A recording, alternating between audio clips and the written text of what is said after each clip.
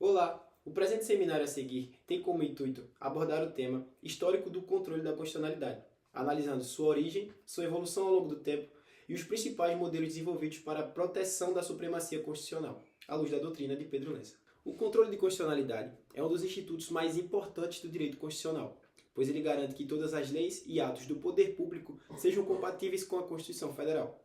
Segundo Pedro Lessa, esse controle decorre principalmente da rigidez e da supremacia constitucional. Isso significa que, sendo a Constituição a norma mais importante do ordenamento jurídico, é necessário um mecanismo capaz de protegê-la contra leis que ferem os seus princípios e normas. O controle de constitucionalidade consiste na verificação da compatibilidade das leis e dos atos normativos com a Constituição. Sua existência depende de dois pressupostos fundamentais. O primeiro é a supremacia da Constituição, que estabelece que ela ocupa um lugar superior entre as demais normas do ordenamento jurídico. O segundo é a rigidez constitucional. Isso significa que a Constituição não pode ser alterada pelo mesmo procedimento utilizado para a elaboração das leis comuns. Segundo Pedro Lessa, esses dois elementos justificam a necessidade de um mecanismo destinado a proteger a Constituição e a sua força normativa.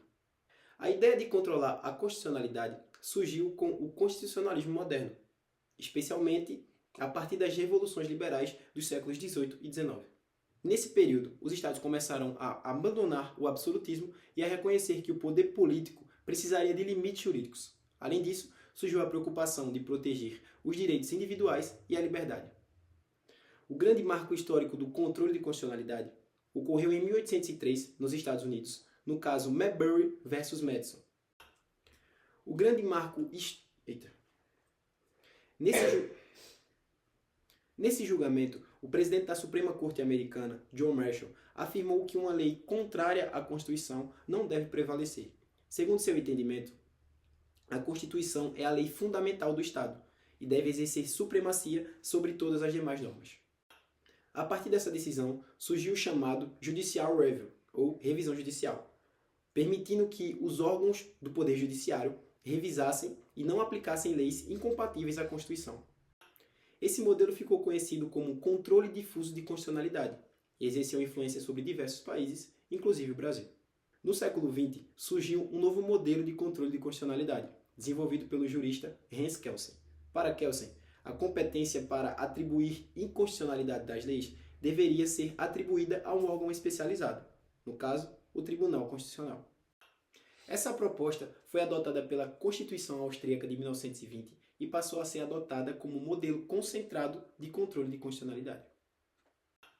Diferentemente do sistema norte-americano, nesse modelo, a análise de constitucionalidade fica centralizada em um tribunal específico, dedicado à proteção da Constituição. No Brasil, o controle de constitucionalidade surgiu inicialmente com a Constituição de 1891, que sofreu forte influência do sistema norte-americano e adotou inicialmente o controle difuso. Posteriormente, nosso ordenamento jurídico também passou a incorporar elementos do modelo europeu de Hans Kelsen, criando mecanismos de controle concentrado. A Constituição Federal de 1988 consolidou definitivamente esse sistema misto, reunindo características do sistema norte-americano e do sistema europeu, ampliando significativamente os instrumentos de proteção constitucional. Como falamos, atualmente o Brasil adota um sistema misto de controle de constitucionalidade. O controle difuso pode ser exercido por qualquer juiz ou tribunal durante a análise concreta de um caso.